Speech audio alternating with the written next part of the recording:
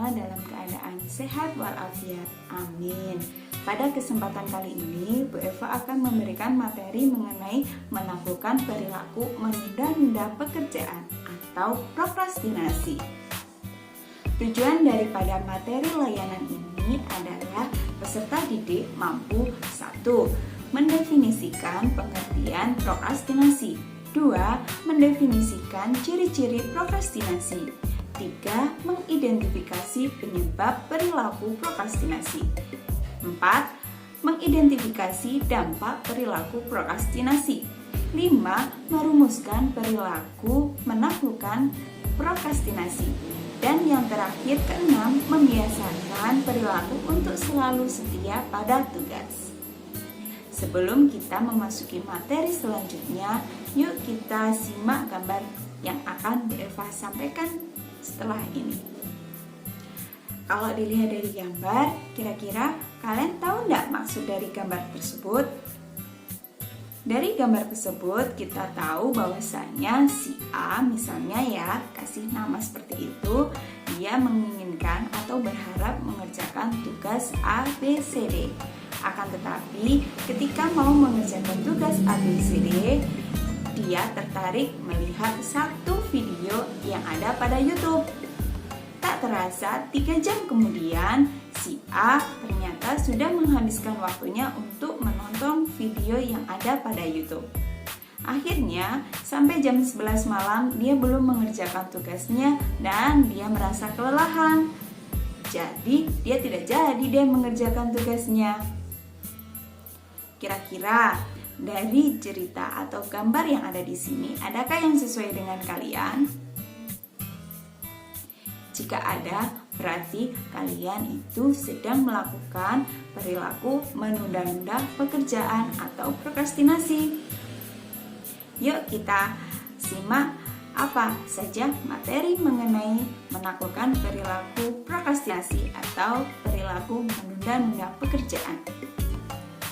Perilaku prokrastinasi akademik merupakan perbuatan menunda-nunda mengerjakan tugas dan tanggung jawab berupa tugas akademik, baik itu sengaja ataupun tidak, yang berujung di mana tugas tersebut tidak terselesaikan ataupun terselesaikan tetapi tidak maksimal. Dari pengertian di sini, kira-kira ada yang sudah merasa, oh ternyata saya pernah melakukan perilaku menunda-nunda pekerjaan? Jika iya, berarti kalian sedang melakukan perilaku menunda-nunda pekerjaan.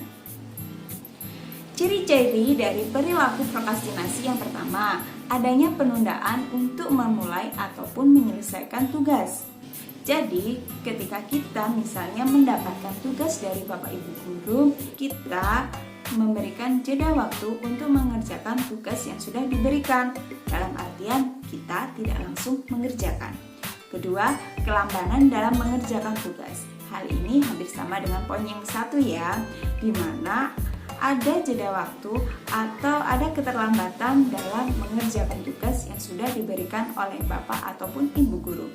Ketiga, kesenjangan waktu antara rencana dan kinerja aktual. Yang dimaksud di sini adalah adanya perbedaan antara rencana yang sudah kalian susun dengan pelaksanaannya, di mana kalian sudah merencanakan untuk mengerjakan tugas, akan tetapi dalam pelaksanaannya atau dalam kenyataannya kalian belum bisa menunaikan tugas yang sudah kalian rencanakan tersebut.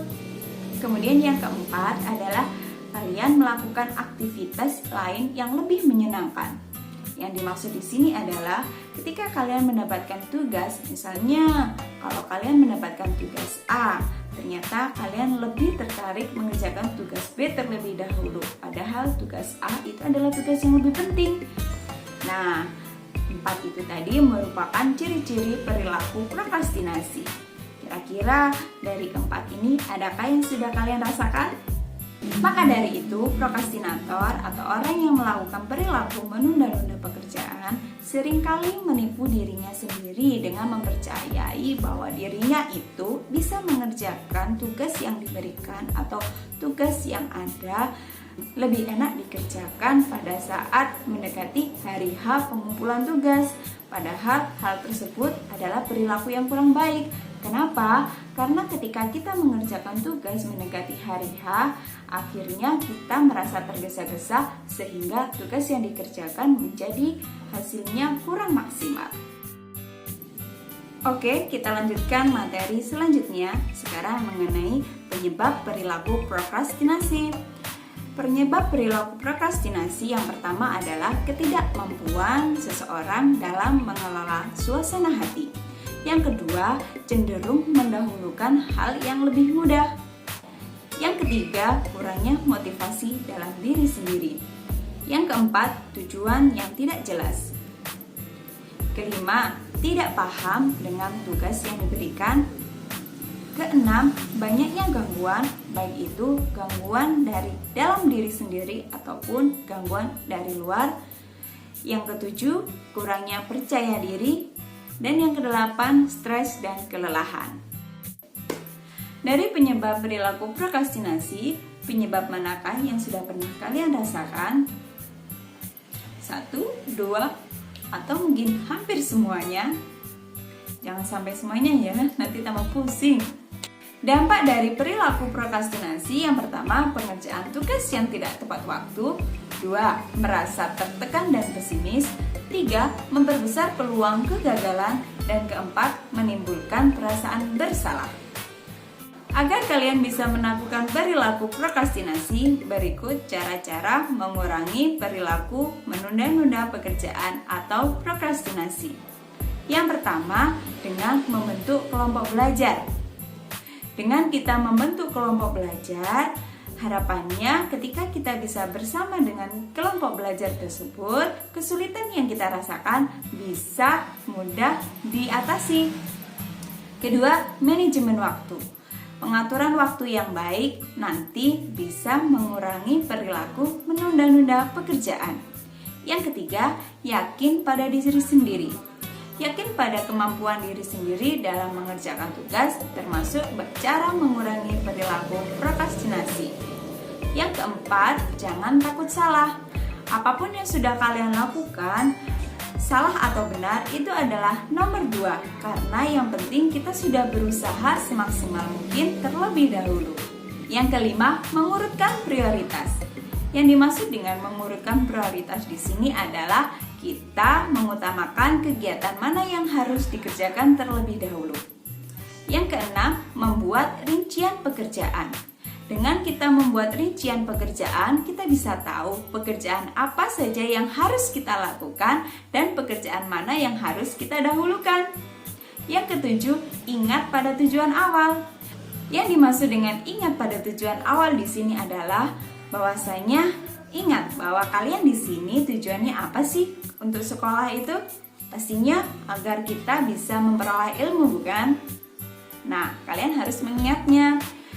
Yang kedelapan, mengurangi menganggap enteng suatu tugas. Jangan sekali-kali meremehkan atau menganggap enteng suatu tugas yang sudah diberikan oleh Bapak Ibu Guru. Kebiasaan orang yang suka melakukan penundaan pekerjaan atau melakukan perilaku prokrastinasi biasanya meremehkan tugas yang sudah diberikan. Mereka menganggap bahwasanya tugas yang diberikan itu mungkin tugasnya itu mudah. Nah, ayo kita kurangi perilaku menganggap enteng suatu tugas yang sudah diberikan. Nah, dari cara mengurangi perilaku prokrastinasi yang sudah Bu Eva sebutkan tadi, harapannya bahwasanya agar kita itu selalu setia pada tugas dan tanggung jawab yang sudah diberikan kepada kita sebagai pelajar. Dari cara-cara mengurangi perilaku prokrastinasi yang sudah Bu Eva sebutkan tadi, harapannya adalah bahwasanya agar kita itu senantiasa setia pada tugas yang sudah diberikan kepada kita. Yang dimaksud dengan kesetiaan di sini adalah bahwasanya kita itu taat pada tugas yang sudah diberikan. Berarti dengan kata lain, tugas apa yang sudah diberikan kepada kita hendaknya kita lakukan dengan baik. Cara meningkatkan kesetiaan pada tugas, yang pertama bekerja sesuai prioritas. Yang kedua, teguh pada pendirian. Kemudian, tidak mudah terpengaruh. Yang keempat, yakin pada kemampuan diri sendiri. Kemudian, berdaya juang keras sebelum tugas tuntas diselesaikan. kemudian tidak mengeluh, kemudian tidak mudah mengeluh, serta mandiri.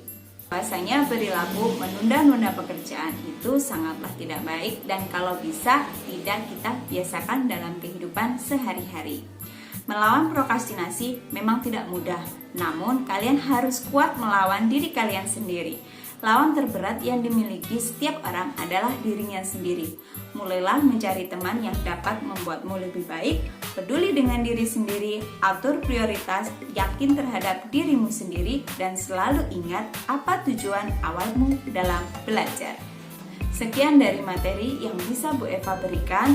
Terima kasih atas perhatiannya. Sampai jumpa. Wassalamualaikum warahmatullahi wabarakatuh.